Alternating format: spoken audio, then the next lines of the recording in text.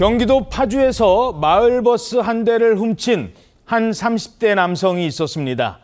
집행유예를 선고받았답니다. 이 남성은 훔친 버스를 몰고 어디로 가려고 했느냐? 바로 북한과의 접경 지역인 파주 통일대교까지 돌진을 했습니다. 그런데 이 남성은 경찰에 붙잡힌 뒤에 그리고 재판 과정에서도 이런 말을 반복했다고 합니다. 북한에 돌아가고 싶었어요. 북한에 돌아가고 싶었다고요? 이게 무슨 말이에요? 네, 최근 공개된 판결문과 보도 등에 따르면요. 이 30대 남성은 북한 양강도 출신인 이탈 주민이었습니다. 이 남한의 환상을 가지고 있었던 것 같다라고 말을 하면서 북한으로 돌아가고 싶었다고 주장을 했는데요.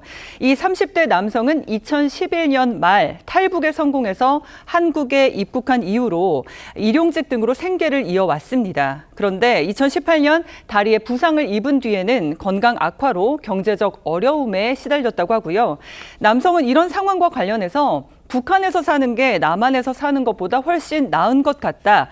남한의 환상을 가지고 있었던 것 같다. 북한으로 돌아가고 싶었다라고 생각했다고 합니다. 예, 탈북까지 했는데 남한의 환상이 있었다라면서 북한으로 돌아가고 싶었답니다.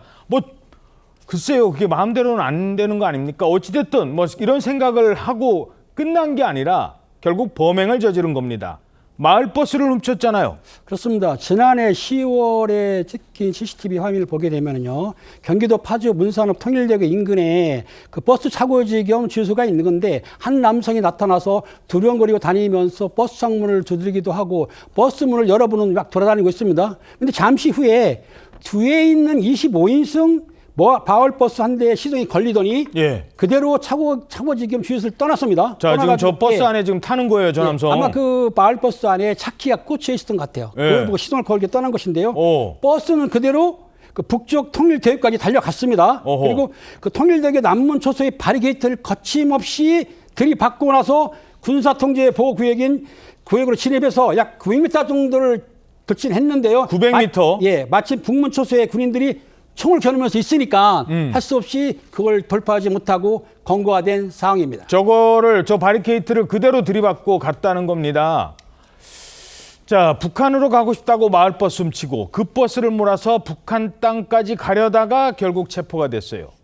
마치 영화 같은 이 계획, 그 계기는 이 사건이 있었다고 합니다.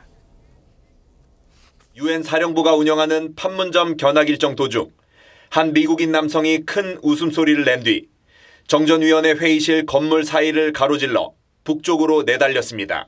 23살 주한미군 이등병 트래비스 킹이었습니다. 자, 주한미군이 월북했던 사건이 있었어요. 저걸 보고 그러면 나도 되겠네 이런 생각한 거예요? 그렇습니다. 이게 2023년 7월에 있었던 일인데 공동경비구역 JSA에서 이 지금 주한미군인 트래비스 킹이라는 사람이 당시에 군사분계선을 넘어서 월북한 일이 있었습니다. 그래서 이 뉴스를 이 남성이 접하고 나서 그럼 나도 판문점을 넘어서 월북을 하면 되겠다. 이렇게 이제 막연하게 계획을 세우고 나서 PC방에서 이제 위성 지도로 판문점 위치를 검색을 하고 마을버스를 훔쳐가지고 이렇게 가야 되겠다. 이렇게 계획을 세웠다라고 전해지고 있거든요.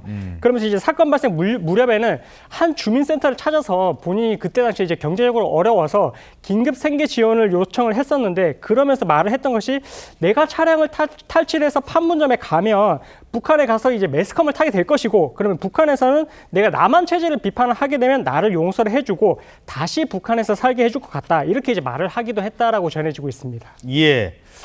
이 탈북이라는 게 쉽지 않은 선택이잖아요. 목숨까지 걸고 왔는데 그 힘든 과정을 거쳐서 탈북을 했는데 한국에 살아보니 돈이 없으니까 너무너무 힘들더라. 이런 생각을 했다는 겁니다.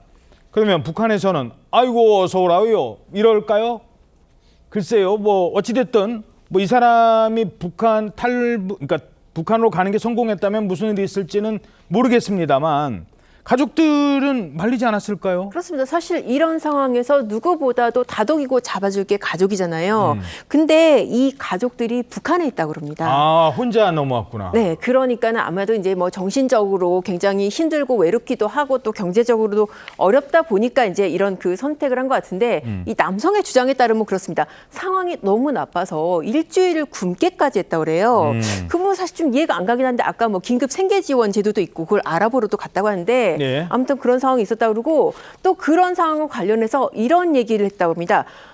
북한에서는 하루 이상은 굶어본 적이 없는데 남한에서는 일주일 동안 아무것도 못 먹는 일도 있었다. 그러면서 돈이 없으면 죽겠다는 생각이 들었다. 그러면서 범행을 실행에 옮겼다고 합니다. 뭐 범행한 동기에 대해서 본인의 주장이에요. 그렇습니다. 이건 본인의 주장이고 이 부분에 있어서 납득 안 가시는 분들이 사실 더 많으실 것 같은데요. 아무튼 이 남성 그래서 국가보안법 그리고 군사시설보호법으로 기소가 됐습니다.